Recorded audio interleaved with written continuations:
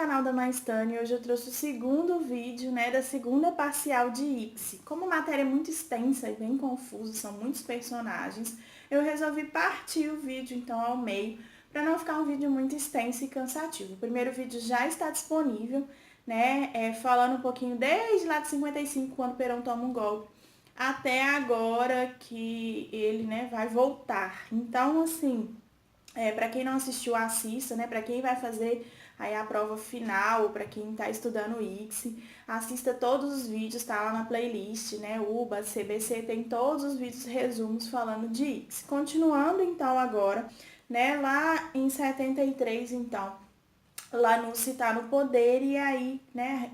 Ainda no golpe. E ele chega à conclusão que é necessário levantar a proscrição do peronismo, que tem que abrir, então, a transição à democracia.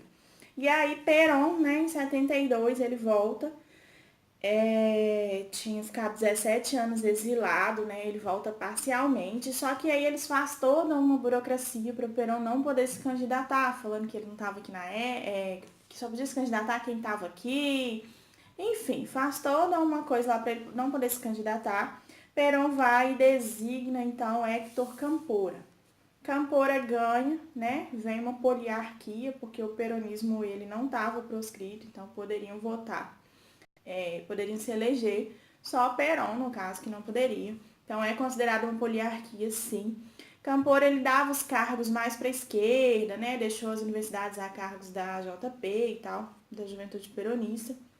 O ministro da época era José Bel Galbardi. Ele tinha ideias mais nacionalistas, dinamizar a economia, queria mais exportações, tanto de bens industriais quanto agrícolas. Ele fez o primeiro e o segundo plano quinquenal junto. Não sei se vocês lembram lá em Perón, no mandato anterior dele, ele fez o primeiro, depois ele fez o segundo acabou não dando muito certo. E aí, esse ele já faz os dois mandatos juntos, né? Teve o pacto social que Perón fez, né, com a CGT e com grandes empresários e tudo. Foi um acordo mesmo para manter o crescimento econômico, né, para não cair ali na inflação. Mas aquelas pessoas que tinham mais poder, que tinham mais terras e tudo, acabavam desconfiando um pouco de Perón. O peronismo ele também se divide aí nesse momento, né? Tem o peronismo de direita e o peronismo de esquerda. Porque o de direita fica descontente, o de esquerda fala que esperava que Perón iniciasse algum partido socialista, achava que o governo dele estava muito moderado. Em 73, né, 20 de junho de 73, Perón volta definitivamente, né, e aí a direita fica responsável por, né, fazer todo o processo de chegada do Perón, né, da avenida de Perón. E o sindicalismo ortodoxo também tá junto, eles aproveitam para marcar um território ali junto ao inimigo. E a esquerda, com toda aquela tendência revolucionária, que eram os montoneiros, os JPs e tudo, e eles começam uma guerra ali mesmo, no aeroporto mesmo de Ezeiza, que é chamado o Massacre de Ezeiza. A direita vence, e a esquerda vai, se vinga, mata o secretário-geral lá da CGT.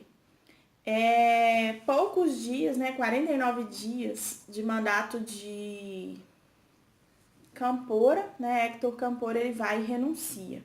De acordo com a Constituição, com essa quantidade de dias, o vice não assumiria, então deveria chamar novas eleições.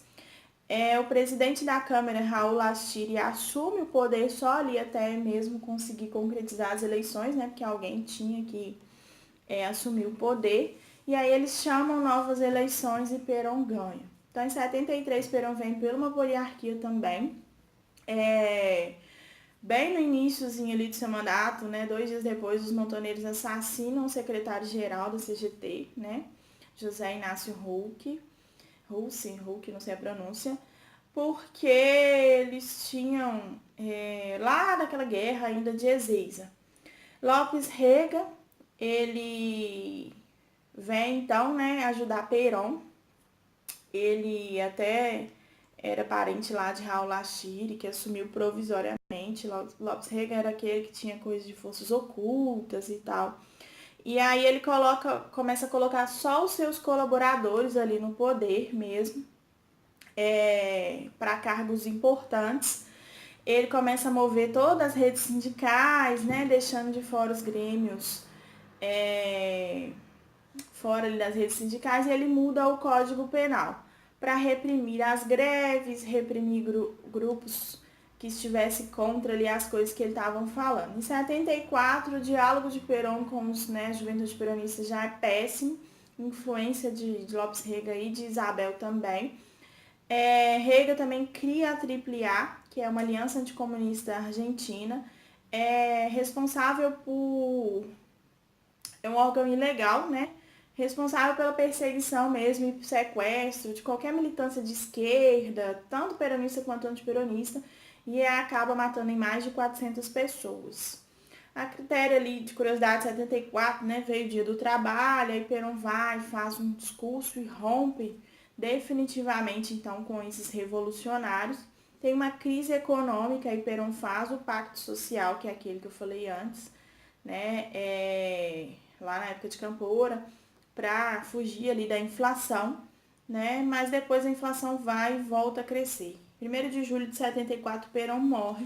Eva era a vice, então ela assume, Isabel era a vice, desculpa, então ela assume, também por uma poliarquia, tudo direitinho. O governo muda para ela, mas o poder aí já fica na mão de Lopes Rega. Os montoneiros começam com uma grande, né, ofensiva e tudo armada, bem clandestina mesmo. Tem até uma questão na prova que fala que eles não eram clandestinos, eles eram. Eles assassinam o ministro do interior, faz vários sequestros, vários atentados. A AAA vem, responde, né, mediante a isso, com repressão. Em 75, Lopes já não tem limite nenhum, né, e ele influencia Isabel em tudo, então praticamente era ele que mandava, tanto que ele era chamado de El Brujo, que ele mexia com muitas coisas místicas e tudo, e ele fazia repressão mesmo sobre os dirigentes da CGT, porque ele queria os fundos de obras sociais, ele roubava mesmo a CGT. 16 de novembro tem a repatriação dos restos mortais de Eva, né? E quando Eva foi levada, ela estava na CGT, e a Isabel não convida a CGT para essa, né, cerimônia, não sei como eu posso chamar, e aí a CGT vai e rompe totalmente com Eva. Eva precisa de algum apoio, né? E aí ela busca o apoio das Forças Armadas e dos empresários, que aí é o final mesmo do mandato dela. Em 75, então vem um decreto, né? As Forças Armadas já estavam mandando, vem um decreto para aniquilar qualquer tipo de subversão. E aí vem o Operativo Independência, né? Eles criam o Operativo Independência, que é para tortura mesmo de guerrilheiros, das ERP, todos aqueles montoneiros, aquele povo. A economia está a cargo de Celestino Rodrigo, é criado o Rodrigaço, então, que é um plano de ajuste mesmo. Vem uma grande crise, aí Rega escapa, né, foge do país, porque vem muitas manifestações, muitas greves, aumenta a quantidade de guerrilhas e tudo, e aí Isabel vai e chama as eleições para 73. Em 75, as Forças Armadas tentam dar um golpe dela, mas não conseguem. Mas em 76, né, antes das eleições, ela toma um golpe. E aí quem assume, né, já são os militares, que é o golpe de 76. Vem Videla, né? Eles formam a junta militar, na verdade. O que é? São chefes das 3 forças armadas. Do Exército, que é Videla, da Marinha, que é Macera, e da Força Aérea, que é Agosti. Né? Videla e Macera se odiavam, e aí eles tentar colocar uma 4ª pessoa no poder sem ser dessas Forças Armadas para poder assumir, mas no final Videla acaba assumindo.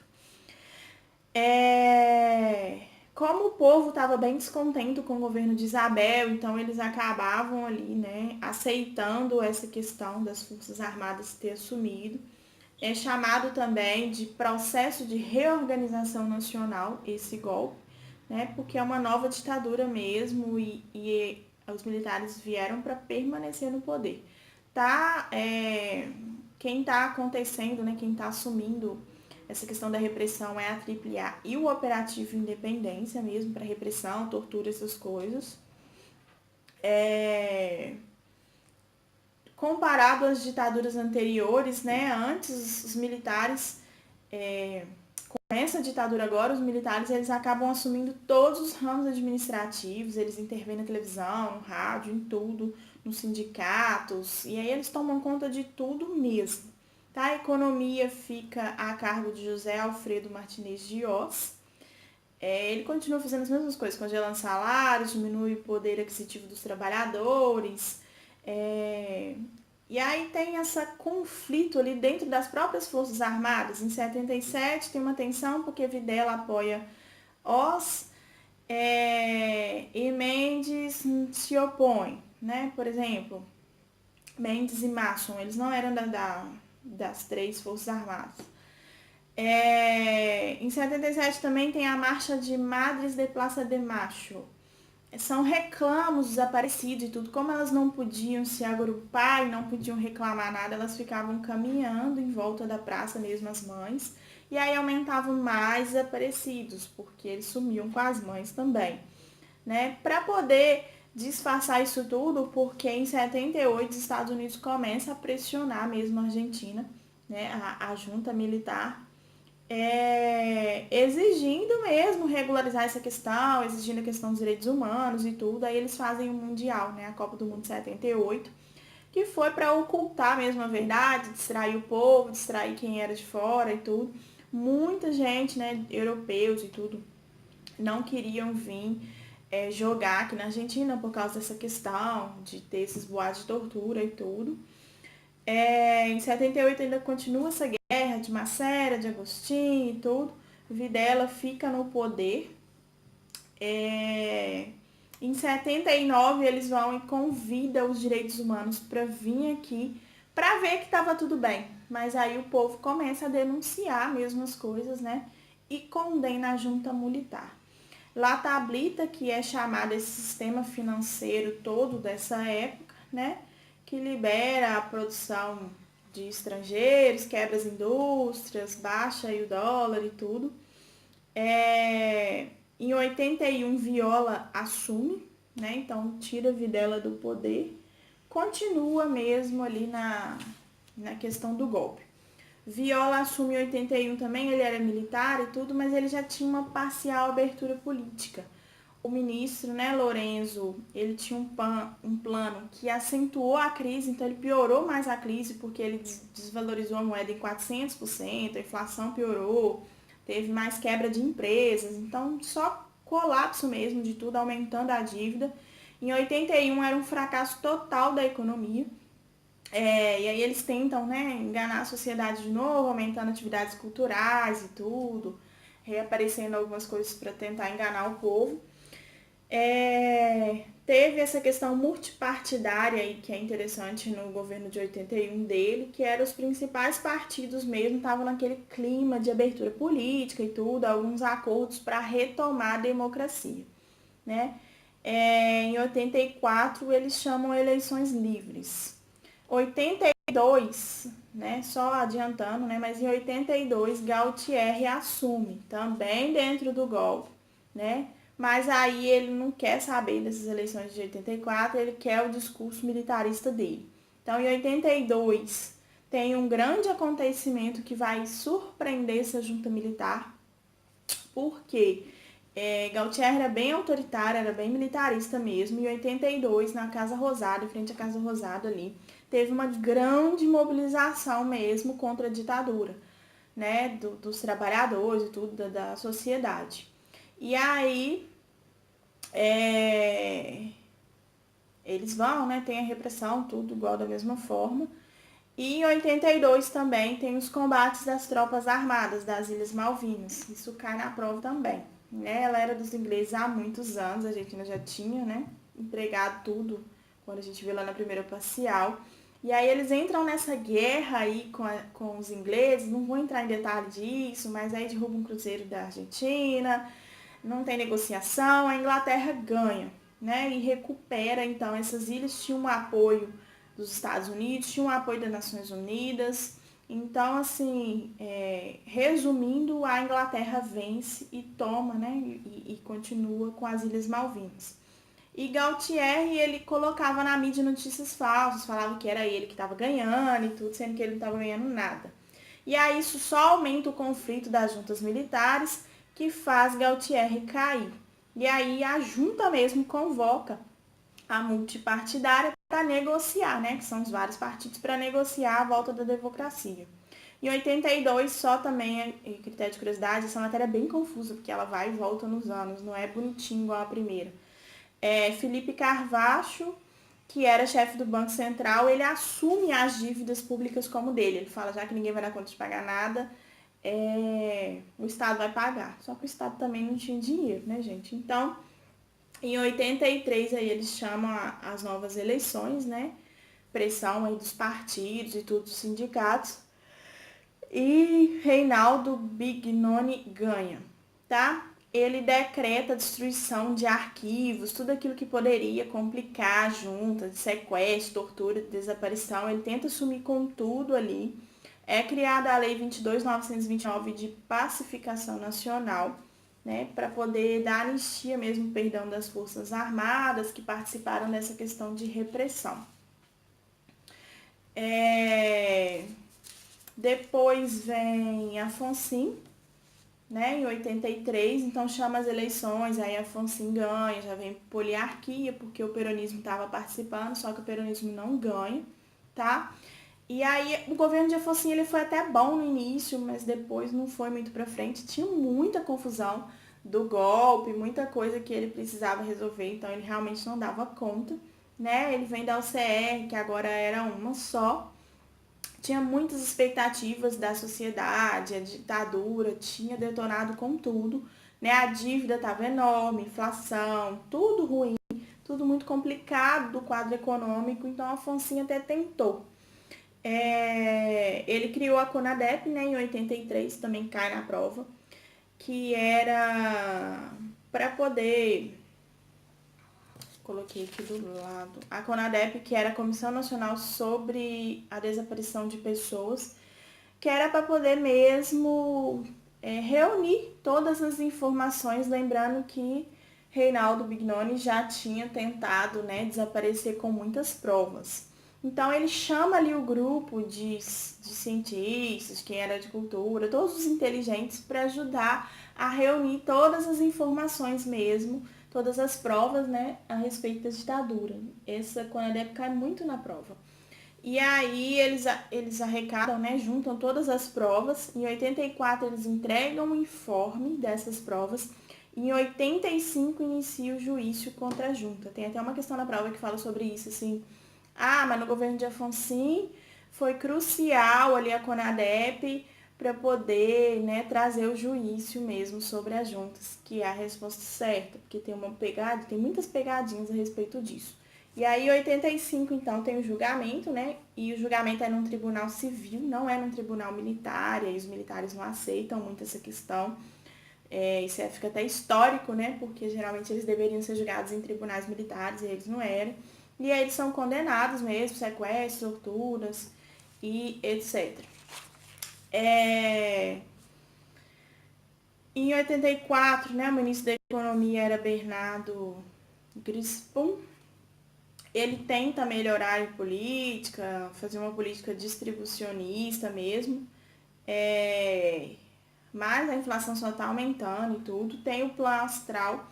O Plano Astral foi um plano de economia para controlar a inflação. Então, eles queriam aumentar a economia, né? Diminuir a crise, fazer um grande ajuste ali mesmo, diminuir o preço das exportações, e tudo, mas aí o povo começa a reclamar. Até no princípio até deu certo, mas aí o povo começa a reclamar. Os empresários queriam que aumentasse o preço dos produtos e os trabalhadores queriam que aumentasse os seus salários. E aí o governo cede, aí quebra tudo de novo, volta a dívida tudo de novo.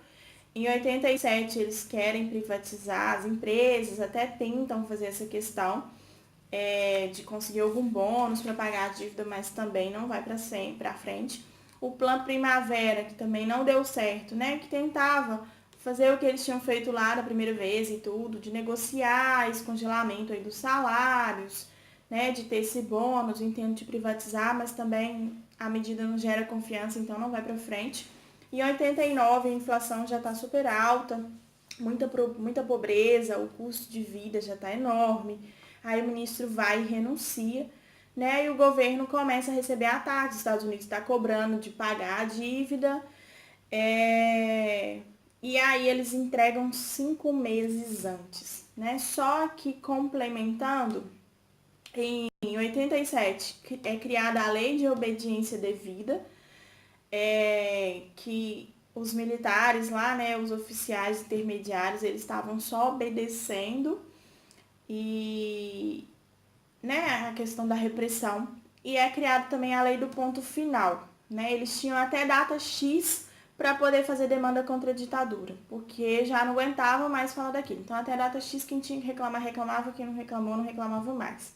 E entre a Focin rompeu com a igreja também, porque ele assume a lei do divórcio. Perón tinha já, né, falado sobre isso lá em 55, mas aí eles anulam a Constituição e aí a Focin vem e libera a lei do divórcio de novo, então ele acaba rompendo com a igreja. E aí 5 meses antes, né, já tinha chamado as eleições, Menem já tinha ganhado e tudo, mas Afonso já não dava conta mais, e aí Menem assume antes, então. Também foi poliarquia, né, porque teve as eleições, tudo, todo mundo votou, Afonso apoiava Menem e tudo, pediu tanto para ele assumir, ele ia assinar as coisas.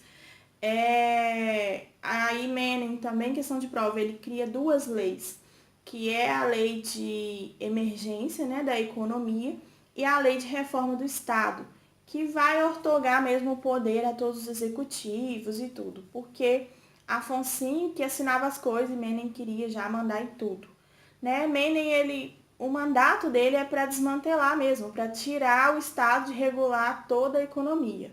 Então ele privatiza absolutamente tudo, né? Tudo que Perón tinha feito e tudo que Perón tinha feito, né, no mandato dele lá de 55, né, que terminou, que ele construiu, né, regularizando tudo, Menem vai e faz tudo diferente do próprio partido dele. Volta o neoliberalismo, né, e Menem tira então o Estado de regular todas as coisas. Privatiza canais de TV, empresas de serviço público. A Argentina vira um país de primeiro mundo, assim, para quem está vendo de fora, porque entrou muito dinheiro nessa época. O problema era o que eles faziam com esse dinheiro que entrava, né? O ministro da Economia era Antônio Gonçalves.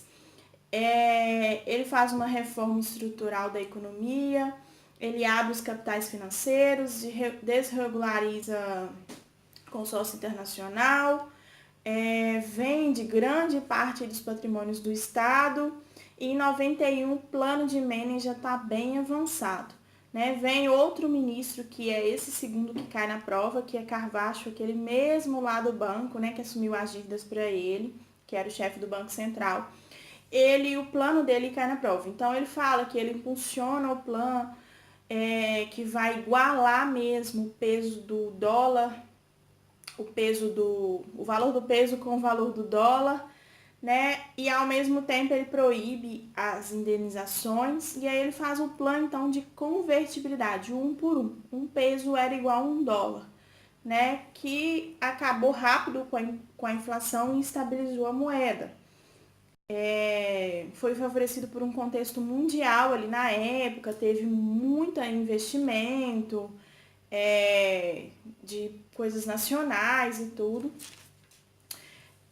Teve abertura então de mercados, dinamizou a economia, estendeu o crédito, deu uma seguridade mesmo, né? Uma segurança de economia dos assalariados. E aí teve uma nova etapa então dessa reforma estatal em 92.